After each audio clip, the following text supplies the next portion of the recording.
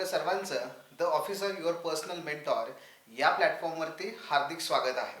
मित्रांनो, आता मी ग्रॅज्युएशन झाल्यानंतर माझ्या करिअरचा विचार करेन हे दिवस गेले. आता आपल्याला अगदी 8वी-9वीमध्ये असताना सुद्धा मुलं आपल्या करिअरचा विचार करताना दिसतात.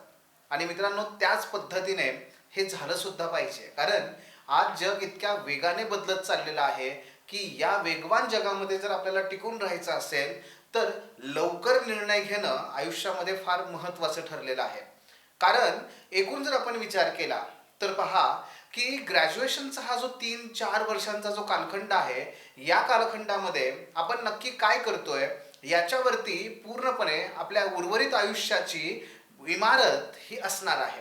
आणि म्हणून हे 3 ते 4 वर्ष केवळ कॉलेजमध्ये जाणं, गप्पा मारणं, कॅन्टीनमध्ये वेळ घालवणं किंवा चकाट्या पिटत बसणं किंवा आजकाल नवीन प्रकार म्हणजे सोशल मीडियावरती वेळ वाया घालवणं आता करून चालणार नाही. तर आपल्याला याच 3 ते 4 वर्षामध्ये आपल्या पुढच्या उर्वरित आयुष्याची जी इमारत आहे, जी ज्याच्यावर उभी राहणार आहे, तो पाया, ती फाउंडेशन, त्याच्यावरती आपल्याला काम करावं लागेल.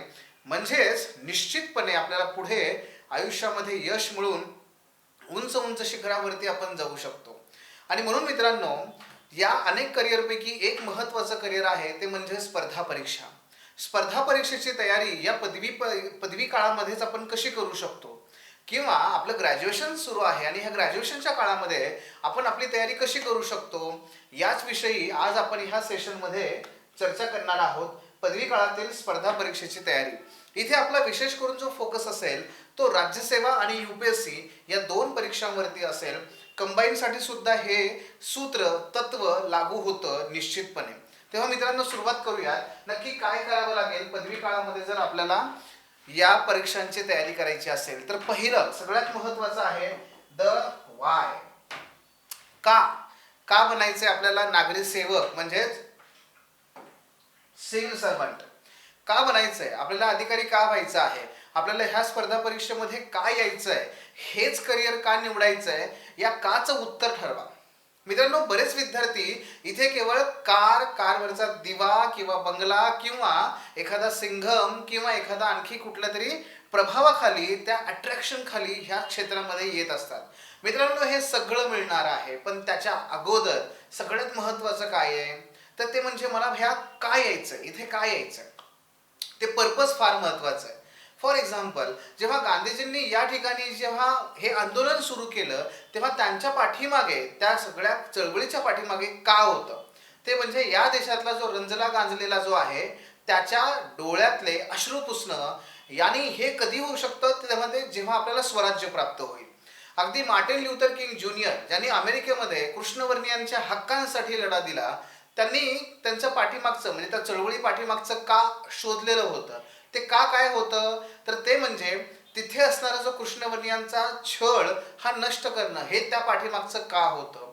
मित्रांनो, एखादी मुलगी अशी असू शकते की तिचं हे मला अधिकारी का व्हायचंय, कारण एक मुलगी म्हणून मला त्या ठिकाणी समाजात कुठलेही अधिकार मिळत नाही. इतकंच काय, म्हणजे माझा जन्म सुद्धा हा त्या ठिकाणी एक संघर्षमय कथा आहे असं ज्या मुलीला वाटतंय, आणि ती मुलगी असं म्हणू शकते की मला या समाजामध्ये मुली सुद्धा तिचं अस्तित्व आहे आणि ती सुद्धा काहीतरी अचीव करून दाखवू शकते, मला इतर मुलींसाठी रोल मॉडेल व्हायचंय म्हणून मला अधिकारी व्हायचंय. हे का सापडलं पाहिजे. जोपर्यंत का सापडत नाही तोपर्यंत आपल्याला असणारे अट्रॅक्शन्स, मोटिवेशन्स, कितीही तुम्ही यूट्यूबवरती वेगवेगळ्या प्रकारचे मोटिवेशनल व्हिडिओ बघा, ते क्षणभंगूर ठरतील. जोपर्यंत तुम्हाला तुमचं का सापडत नाही तोपर्यंत या स्पर्धा परीक्षा किंवा कुठलंही करिअर हे तुम्हाला प्राप्त नाही करता येत. वेळ घ्या, पण का या उत्तराचा प्रश्न शोधा. या प्रश्नाचं उत्तर शोधल्यानंतरच तुम्हाला खऱ्या अर्थाने तयारी करता येऊ शकते. मग एकदा का सापडलं म्हणजेच काय की आपल्याला का करायचंय, का यायचंय याच्यामध्ये हे सापडलं की मग आपण इथे पुढच्या टप्प्याकडे जाऊ शकतो, आणि ते म्हणजे वेळ. मित्रांनो, आपल्याला एक भ्रम असतो की माझ्याकडे 3 वर्ष आहेत, माझ्याकडे 4 वर्ष आहेत. नाही, हा 3 वर्षांचा कालखंड कधी संपेल आपल्याला समजणार देखील नाहीये. आणि म्हणून वेळ सगळ्यात महत्त्वाची आहे. या वेळेचं योग्य व्यवस्थापन करायला आपण शिकलं पाहिजे, आणि ह्या वेळेचं योग्य व्यवस्थापन आपण करू शकलो तर डेफिनेटली आपल्याला या स्पर्धा परीक्षेमध्ये यश लवकर मिळू शकेल. काय करायचं याच्यामध्ये? क्रमांक पहिला, तुम्ही जेव्हा की ग्रॅज्युएशनच्या काळामध्येच तयारी सुरू केली आहे, तेव्हा निश्चितपणे हे मान्य करा, हे लक्षात घ्या, तुम्ही लवकर अभ्यास सुरू केलाय आणि ह्या लवकर अभ्यास सुरू जो केलेला आहे त्याचा ॲडव्हान्टेज घ्या. तो ॲडव्हान्टेज घेण्यासाठी काय करावं लागेल? वेळेचं व्यवस्थापन करावं लागेल. म्हणजेच काय करावं लागेल की तुमच्याकडे जो वेळ उपलब्ध आहे तो कमी आहे हे लक्षात घ्या. पहिल्यांदा हे एकदा ठरवा मनाशी की माझ्याकडे फार वेळ नाहीये, वेळ कमी आहे. एकदा ते ठरलं ना, एकदा समजलं, पटलं की मग उत्तर काय सापडतं? प्रायोरिटाईज. मग उत्तर सापडतं प्रायोरिटाईज. आयुष्यामध्ये आपल्याकडे वेळ जेव्हा कमी असतो तेव्हा आपल्याला प्राधान्यक्रम ठरवावा लागतो. जेव्हा जेव्हा काही गोष्टी कमी असतात तेव्हा प्राधान्यक्रम ठरवावा लागतो. फॉर एक्झाम्पल 10च रुपये आहेत, वडापाव खाऊ, पेन घेऊ की कशा पुढे गावाला बसने जाऊ, काय करू? तुम्हाला प्रायोरिटाईज करावं लागेल. तसंच वेळेच्या बाबतीत सुद्धा तुम्हाला 2 ते 3 वर्ष तुमच्याकडे आहेत म्हणून निवांत झोपला बिलकुल नाही चालणार. आपल्याकडे वेळ कमी आहे आणि त्याला प्रायोरिटाईज करावं लागेल आपल्या सर्व गोष्टींना. आणि मग याच्यामध्ये काय आहे की हे प्रायोरिटाईज करत असताना पदवी काळातली तयारी ही त्याचा एक भाग म्हणून पुढे आपल्याला पाहता येते. क्रमांक पहिलं वर्ष. जर तुम्ही फर्स्ट इयरला असाल, कारण काय प्रत्येक विद्यार्थी हा इथे वेगवेगळ्या स्टेजेसवरती आहे म्हणून मी तुम्हाला सांगतोय. पहिलं वर्ष तुमचं असेल तर हे कसं आहे? वॉर्मअप आणि स्टार्ट. म्हणजे आपण आपला व्यायाम जेव्हा सुरुवात करतो बघा, व्यायामाला गेल्यानंतर डायरेक्ट आपण पुशअप करत नाही, डायरेक्ट आपण त्या ठिकाणी जिममध्ये जाऊन ते वजन उचलत नाही. अगोदर आपण वॉर्मअप करतो, बरोबर ना? हे वॉर्मअप करणं का गरजेचं आहे? कारण त्यातून बॉडी आपली त्याला तयार होते. अगदी तशाच पद्धतीने पहिलं वर्ष जे आहे, या पहिल्या वर्षात लक्ष्मीकांत घेऊन बसलात तर तुमचा जवळची जी लक्ष्मी आहे तिथं संपेल, ते निघून जाईलच, सरस्वती सुद्धा निघून जाईल. असं करायचं नाहीये. तर काय करायचं आहे? पहिल्या वर्षामध्ये आपल्याला क्रमांक 1 लोड.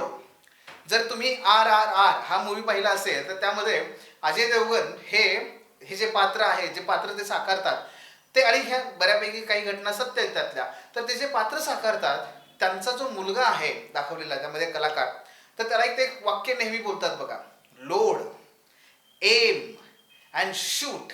अगदी त्याच पद्धतीने मित्रांनो तुम्हाला सुद्धा ह्या 3 वर्षामध्ये या 3 टप्प्यांचा तिथे विचार करायचा आहे. पहिल्या वर्षामध्ये काय? लोड. म्हणजे काय करायचं इथे? तर वॉर्मअप अँड स्टार्ट. इथे वॉर्मअप करायचंय. कसं करायचंय? क्रमांक 1 इथे पहिल्यांदा हा पॅटर्न काय आहे हे समजून घ्या, ही परीक्षा काय आहे हे समजून घ्या, याच्यामध्ये पूर्व परीक्षा, मुख्य परीक्षा, मुलाखत हे कसं असतं, का आहेत हे समजून घ्या. किती विषय आहेत, किती टप्पे आहेत, विषयामध्ये सुद्धा काही पेपर असतात का, पेपर क्रमांक 1, 2, ऑब्जेक्टिव्ह आहे, डिस्क्रिप्टिव्ह, समजून घ्या. बेसिक आहे, अत्यंत महत्वाचं आहे. सेकंड, अभ्यासक्रमाशी परिचित व्हा. आयोग आणि तुम्ही, म्हणजे तुमची पोस्ट आणि तुम्ही, तुमच्यामध्ये जर कोणी असेल तर फक्त 3 गोष्टी असतात. 1 अभ्यासक्रम, 2 पूर्वीच्या प्रश्नपत्रिका आणि 3 तुम्हाला दिली जाणारी प्रश्नपत्रिका म्हणजे तुमची एक्झाम. त्यापैकी जो सगळ्यात महत्वाचा भाग आहे अभ्यासक्रम, हा दररोज वाचा. दररोज याचं काय करा? हरिपाठ जसा वाचताना तसं दररोज वाचा. त्याचबरोबर प्रश्नपत्रिकांशी पण परिचित व्हा. प्रश्न पहा, वाचा की नक्की कशा प्रकारे प्रश्न विचारले जातात, म्हणजे तुम्हाला त्या दृष्टीने अभ्यास करता येऊ शकेल. सो काय करायचंय वॉर्मअप मध्ये? क्रमांक 1 पॅटर्न समजून घ्या, क्रमांक 2 अभ्यासक्रम समजून घ्या, क्रमांक 3 प्रश्नपत्रिका समजून घ्या, वाचा, परिचित व्हा. हे एवढंच करायचंय. हे पहिल्या टप्प्यामध्ये पहिल्या वर्षात. पण पहिल्या वर्षात आणखी एक बाब करायची आहे, ती म्हणजे आपल्याला आपलं फाउंडेशन स्ट्रॉंग करायचं आहे की ज्याच्यावरती आपली इमारत अशी उभारणार आहे. मग ह्या फाउंडेशन मध्ये काय येतात बघा? 1 एनसीईआरटी ने सुरुवात करा. जर तुमचं मीडियम इंग्लिश असेल, इंग्लिश मीडियम मधून तयारी करणार असाल, एनसीईआरटी ने सुरुवात करा. मराठी मीडियमने सुरुवात परीक्षा देणार असाल तर स्टेट बोर्डने सुरुवात करा.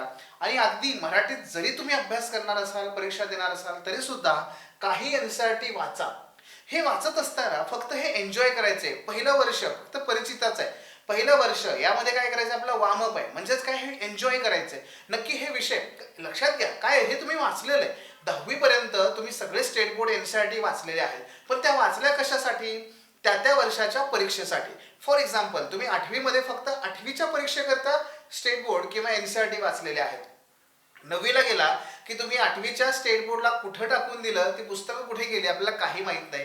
तसंच आपल्या ज्ञानाचं सुद्धा आहे. आपल्याला रिफ्रेश व्हायचं इथे. हिट रिफ्रेश नावाचे खूप सुंदर पुस्तक आहे सत्य नदेला यांचं. तर त्यात ते पुन्हा पुन्हा सांगतायत बघा की कसं आपल्याला सारखं सारखं रिफ्रेश होण्याची गरज असते, जसं एखाद्या कॉम्प्युटरला असते. तसंच इथं पण आहे. पुन्हा जा, लहानपणीच्या त्या दिवसांकडे जा, अभ्यास करा. आणि बघा की याच्यामध्ये आपण काय काय वाचलेलं होतं, समजून घ्या. तो पट तुमच्या लक्षात येईल, तो तुमच्या समोर येईल.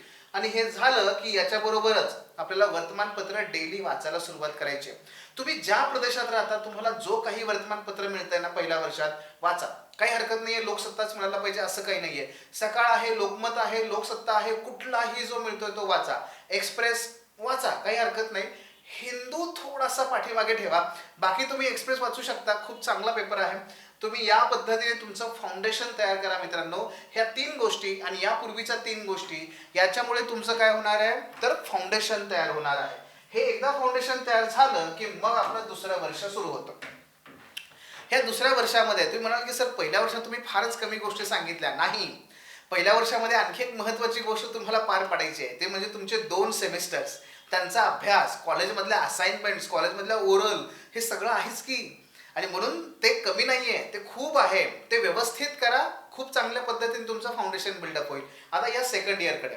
सेकंड इयरमध्ये एकदा काय करायचंय, स्केल. स्केल म्हणजे काय, आता मात्र आपण वॉर्मअप झालंय ना, आता बॉडी गरम झाली. आता झपा झपा झपा पावलं टाका, धावा, वेगाने पुशअप्स काढा, उचला. म्हणजे काय, स्केल फास्ट. आणि इथे म्हणून लर्न फास्ट. आणि म्हणून काय, त्या मूवी प्रमाणे लोड झाला, आता एम. आणि याच्यामध्ये काय करायचंय बघा, क्रमांक 1, एक एक करून सामान्य अध्ययनाचे जे विषय आहेत, मगाशी तुम्ही पॅटर्न सांगितला मी तुम्हाला, तर तुमच्या पॅटर्नमध्ये तुम्हाला ऑप्शनल, जर तुम्ही यूपीएससी तयारी करत असाल तर तुम्ही ऑप्शनल आणि तुम्हाला जीएस असे 2 बायफर्केट केलेले सब्जेक्ट्स असतात. मग जीएस म्हणजे जनरल स्टडीज, याच्यामध्ये तुम्हाला हिस्ट्री, जॉग्राफी, पॉलिटी, इकॉनॉमी यासारखे विषय असतात. या विषयांचा एक एक अभ्यास सुरू करायचा आहे. त्यांच्या स्टेट बोर्ड एनसीईआरटी आपण वाचलेले. आता आपल्याला काय करायचं आहे, त्या विषयांच्या रेफरन्स बुक्स कडे जायचंय, नोट्स कडे जायचंय, त्यांचा अभ्यास करायचा आहे. नंतर ऑप्शनल, जर तुम्ही यूपीएससी करणार असाल, 2025 ची राज्यसेवा देणार असाल, तर ऑप्शनलची निवड तुम्हाला करावी लागेल. या सेकंड इयर मध्ये तुम्हाला ठरवावं लागेल की ऑप्शनल कोणता घेऊ. आणि त्यासाठी निश्चितपणे तुम्ही मार्गदर्शकांचं मार्गदर्शन घ्या. कारण आपल्याला अडचणी येतात तेव्हा विचारा की कुठला घेऊ. कारण ऑप्शनल बदलत राहणं किंवा बदलणं फार काही तोट्याचा, म्हणजे फायद्याचा तो हे नाहीये, विषय नाहीये. आणि म्हणून तो विचारपूर्वक निवडा. पण ऑप्शनल निवडा. सेकंड इयर मध्ये असताना तुमचा ऑप्शनल सुद्धा कव्हर झाला पाहिजे. त्यानंतर नोट्स. जेव्हा तुम्ही ह्या 2 विषयांचा अभ्यास कराल तेव्हा नोट्स काढायला विसरू नका. ह्या नोट्स एकदा काढल्या ना की मग तुम्हाला ह्या 2 विषयांची पुस्तकं जी आहेत बाजूला सारता येतील आणि फक्त नोट्सचं रिव्हिजन करता येईल. एक्झामच्या अगोदर सुद्धा तुम्हाला ह्या फार उपयोगी येणार आहे. आणि चौथं, उत्तर लिहिण्याचा सराव. मित्रांनो लक्षात घ्या, 2025 ची राज्यसेवा, यूपीएससी, ह्या दोन्ही डिस्क्रिप्टिव्ह आहेत आणि ह्यामध्ये लिहिण्याचा सराव सर्वाधिक महत्वाचा आहे. सर्वाधिक. डे 1 पासून लिहायला सुरुवात करा. लिहिण्याचं कौशल्य आत्मसात करा. मित्रांनो वाचा कमी पण लिहा जास्त, निश्चितपणे लवकर यशस्वी व्हाल. आणि म्हणून या पद्धतीने ते लर्न फास्ट, एम. आणि आता काय करायचं आहे, टार्गेट. येस, लोड झालं, एम झालं, आता टार्गेट आहे आणि ते म्हणजे आपलं तिसरं वर्ष. जर कोणी इंजिनियर असतील त्या ठिकाणी तर चौथं वर्ष किंवा व्हॉट एव्हर, जसं आपण ते बघू शकतो. तो इथे काय लिहिलं बघा, अपियर फॉर एक्झाम, शूट. म्हणजे काय की आता आपल्याला डायरेक्ट एक्झामला त्या ठिकाणी टार्गेट करायचं आहे. म्हणजेच आपला काय झाला, अभ्यास झालेला आहे, आपण नोट्स काढलेले आहेत, आपलं वाचन झालंय, आपलं त्या ठिकाणी समजून घेण्यात आलेलं आहे. आता ह्या टप्प्यामध्ये फक्त काय करायचं आहे, रिव्हिजन. जास्तीत जास्त रिवाइज करा, टेस्ट द्या आणि स्वतःला इव्हॅल्युएट करा, प्रॅक्टिस करा. डेली बेसिसवरती प्रॅक्टिस करा आणि त्यातूनही इव्हॅल्युएट करा, फीडबॅक घ्या. फीडबॅक घेऊन नंतर तुम्ही स्वतःमध्ये इम्प्रूव्हमेंट करा. इम्प्रूव्हमेंट केल्यानंतरच काय होईल, खऱ्या अर्थाने आपली प्रगती होणार आहे. आणि ही सगळी प्रोसेस पुन्हा रिपीट करा. हे डेली बेसिसवरती झालं पाहिजे, वीकली बेसिसवर झालं पाहिजे, मंथली बेसिसवर झालं पाहिजे. हे झालं तर खऱ्या अर्थाने तो अभ्यास आहे. लक्षात घ्या, अजूनही परीक्षा जवळ आली आणि मी अजूनही त्या ठिकाणी वाचत बसलोय, बिलकुल यश मिळणार नाही.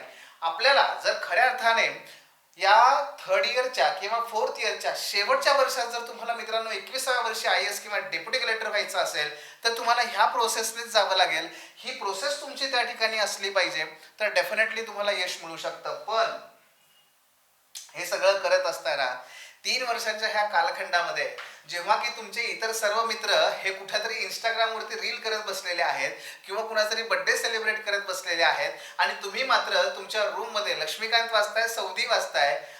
आणि हे चित्र जे आहे हे काही फार आल्हाददायक नाहीये, उत्साहजनक नाहीये. निश्चितपणे याच्यामध्ये आपण त्यांच्याशी आपली तुलना करणार आहोत आणि असं वाटेल की अरे काय आपण कुठे काय करतोय आणि हे बघा बाहेरचे मित्र कसे एन्जॉय करतायत. थांबा, लक्षात घ्या, कुठलीही मोठी गोष्ट जर प्राप्त करायची असेल तर त्यासाठी समर्पण आणि त्याग ह्या फार महत्वाच्या बाबी आहेत. मित्रांनो, या 2 ते 3 वर्षाच्या समर्पणाच्या माध्यमातून तुम्हाला तुमचं अख्खं आयुष्य त्या ठिकाणी या अत्युच्च अशा ज्या दर्जांच्या ज्या पोस्ट आहेत त्या पोस्ट मिळवून तुमचा जो नावलौकिक करणार आहे हे फार मोठं आहे. आणि म्हणून याचा विचार करा की आपल्याला काय हवंय, 2 वर्षांचं डिसिप्लिन पाहिजे की आयुष्यभराचा पश्चाताप पाहिजे, याचा विचार करा. आणि हा विचार करत असताना इथे तुम्हाला पाहिजे motivation. Yes, I know, motivation पाहिजे. मग कुठून येतं हे मोटिवेशन? तर ते म्हणजे आपले मित्र. येस, अत्यंत जवळचे तुम्हाला समजून घेणारे मित्र. असे नाहीत की जे तुम्हाला त्या ठिकाणी काहीतरी वाईट वळणाला लावून घेऊन जातील, असं नाही. असे मित्र की जे तुम्हाला सपोर्ट करतील. असे मित्र की असं फॉर एक्झाम्पल बघा ना, कॉलेजमध्ये काहीतरी असाइनमेंट्स आहेत, कॉलेजमध्ये काहीतरी झालंय, ते तुम्हाला सांगावं, त्यांनी सांगावं. तेव्हा त्यांनी ते जात आहेत रेग्युलरली कॉलेजमध्ये, तर त्यांना माहिती आहे तिथल्या घटना, तिथल्या घडामोडी, तर त्यांनी तुम्हाला सांगाव्या, जेणेकरून तुम्ही निश्चिंतपणे अभ्यास करू शकता. किंवा तुम्हाला त्या पद्धतीने नोट्स पुरवल्या तर तुम्ही सुद्धा कॉलेजच्या त्या एक्झाममध्ये खूप चांगले गुण मिळवू शकता. असे मित्र तुमच्याकडे पाहिजेत. तुम्हाला कुठेतरी मॉरली तो डाऊन वाटायला लागलं, मित्रांकडे तुम्ही मन मोकळं करू शकता, शेअर करू शकता, ते तुम्हाला सपोर्ट देऊ शकतात. त्यानंतर आहे कुटुंब, कुटुंबीय. आपले आई वडील, भाऊ बहीण, काका मामा कोणी असतील, किंवा यातली एखादी व्यक्ती सुद्धा असू शकते की जी तुम्हाला खऱ्या अर्थाने सपोर्ट करते. त्यांच्याशी बोला, त्यांना समजावून सांगा की तुम्हाला काय प्राप्त करायचंय. निश्चितपणे ते तुम्हाला सपोर्ट करतील. इतक्या लहान वयामध्ये तुम्ही इतकी मॅच्युअर बाब करताय तर ते तुम्हाला नक्की सपोर्ट करतील. पण त्यांना बोला, त्यांच्याशी बोलल्यानंतरच तुम्हाला तो सपोर्ट मिळणार आहे. आणि सगळ्यात महत्वाचं, मेंटर. ह्या 3 वर्षाच्या प्रोसेसमध्ये मित्रांनो, हे 2 जे आहेत हे इमोशनली तुम्हाला सपोर्ट करतील, पण मेंटर जो आहे तो खऱ्या अर्थाने तुम्हाला टेक्निकली सपोर्ट करणार आहे. तो तुम्हाला इमोशनली सपोर्ट करणार आहे, तो तुम्हाला हर बाजूने मदत करणार आहे. आणि म्हणून एक मेंटर असणं फार महत्वाचं आहे, अनिवार्य आहे. अन्यथा आपल्याकडे काय आहे, वेग आहे पण दिशाच नाहीये, उपयोग काय? कोणत्या गावाला जाणार तुमची गाडी? लक्षात घ्या, आपल्याला पाहिजे त्याच गावाला गेली पाहिजे ना. जर दिशाच नसेल तर उपयोग काय? आणि म्हणून मेंटर पाहिजे. मेंटर शिवाय हे होणार नाही. मेंटर तुम्हाला खऱ्या अर्थाने इंटरनल सपोर्ट करेल, तो इनहरंट तुम्हाला तुमच्यामध्ये ती इन्स्पिरेशन जागी करेल. आणि त्यासाठी मेंटर हवाय. आणि हा आपला जो प्लॅटफॉर्म आहे तो त्यासाठीच आहे, लक्षात घ्या. आणखी एक महत्वाचा मुद्दा, रविवार. कारण कॉलेजमध्ये असताना आपल्याकडे वेळ खरंच फार कमी असतो. दिवसभर कॉलेज, त्यानंतर अर्धा वेळ मग अभ्यासाला, रविवार त्यातल्या त्यात जरा मिळतो. सुट्टीचा दिवस आहे, Sunday is a fun day. नाही, Sunday is a creative day. Creative, या रविवारी काहीतरी सृजनशील करा. काय करू शकता तुम्ही? फॉर एक्झाम्पल, हा विश्रांतीचा दिवस असू शकतो, थोडंसं उशिरा उठा, काही अडचण नाहीये. थोडंसं 2 तास लवकर झोपा, लवकर उठा, असं काही नाही, उशिरा पण उठू शकता. छंद जोपासा, तुमचे जे छंद आहेत ते ह्या रविवारी जोपासा. काही असू शकतं ते. फॉर एक्झाम्पल, कुणाला बागेला पाणी घालणं असू शकतं, कुणाला असं वाटतं की नाही मित्रांना जाऊन भेटणं असेल, कुणाला असं वाटतं की नाही मग पुस्तकं वाचणं असेल. हे तुमचे छंद जोपासा. कुणाला पेंटिंग काढणं आवडतं, जोपासा, ते करा. कारण त्यातून तुम्ही रिज्युविनेट होणार आहात. हे रिज्युविनेशन फार महत्वाचं आहे, लक्षात घ्या.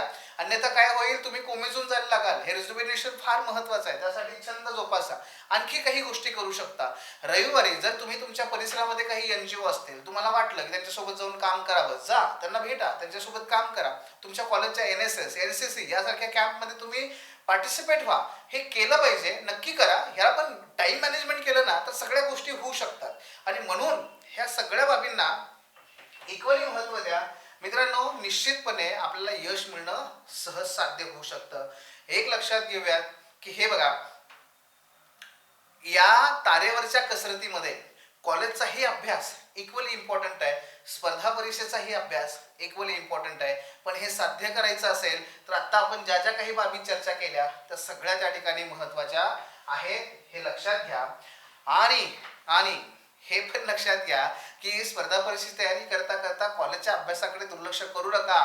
जो इंटरव्ह्यूचा टप्पा आहे, ह्या इंटरव्ह्यूच्या टप्प्यामध्ये तुम्हाला परीक्षक म्हणजे तिथे जे बसलेले जे काही तुमचा इंटरव्ह्यू घेणारे अधिकारी लोक असतात, हे तुम्हाला तुमच्या ग्रॅज्युएशनवरती सर्वाधिक प्रश्न त्या ठिकाणी विचारत असतात.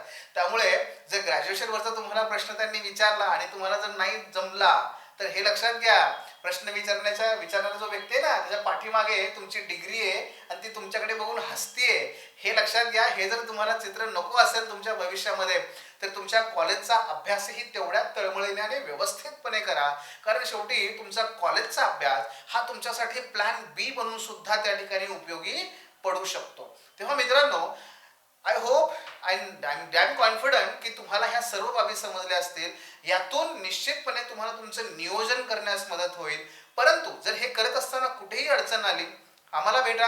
आमचे जे काही शिक्षक आहेत, मेंटर्स आहेत, ते तुम्हाला तुमच्या हरेक प्रश्नांची उत्तर देण्यासाठी त्या ठिकाणी तत्पर आहेत. खालती डिस्क्रिप्शन बॉक्समध्ये जे काही नंबर्स आहेत, फोन नंबर किंवा टेलिग्राम चॅनलची लिंक आहे, आमच्याशी कॉन्टॅक्ट करा. तुम्हाला जे काही अडचणी आहेत त्याबद्दल आम्ही तुमच्याशी बोलू, तुमचे शंका समाधान करू. लक्षात घ्या, आपला हा जो प्लॅटफॉर्म आहे हा मेंटॉरिंगचा प्लॅटफॉर्म आहे. बेसिकली आपण इथे तुमच्या सर्व बाबी ह्या 1 to 1 स्वरूपामध्ये सॉल्व्ह करत असतो, की जी तुम्हाला खऱ्या अर्थाने गरज आहे. हा पर्सनलाइज आणि हा कस्टमाइज असा हा प्लॅटफॉर्म तुमच्या आयुष्यामध्ये निश्चितपणे तुमचं ध्येय गाठून देण्यासाठी मदत करेल. मित्रांनो, या ज्या काही बाबी आपण आता चर्चा केल्या, तर याच अनुषंगाने आपण राज्यसेवेचा जो कोर्स आहे, राज्यसेवा जो कोर्स आहे ILP, ज्याला आपण इंटेन्सिव्ह लर्निंग प्रोग्राम असं म्हणतो, आपण त्याची सुरुवात करतोय या 3 एप्रिल पासून. आणि यामध्ये राज्यसेवेचा अत्यंत इंटेन्सिव्हली आपण ह्या सर्व विद्यार्थ्यांची आपण तयारी करून घेणार आहोत. तर त्याबद्दलही तुम्हाला काही शंका असेल, तुम्हाला विचारायचं असेल, तर तुम्ही संपर्क साधू शकता. तोपर्यंत अभ्यास करत राहा. भेटूया पुढच्या सेशनमध्ये. धन्यवाद.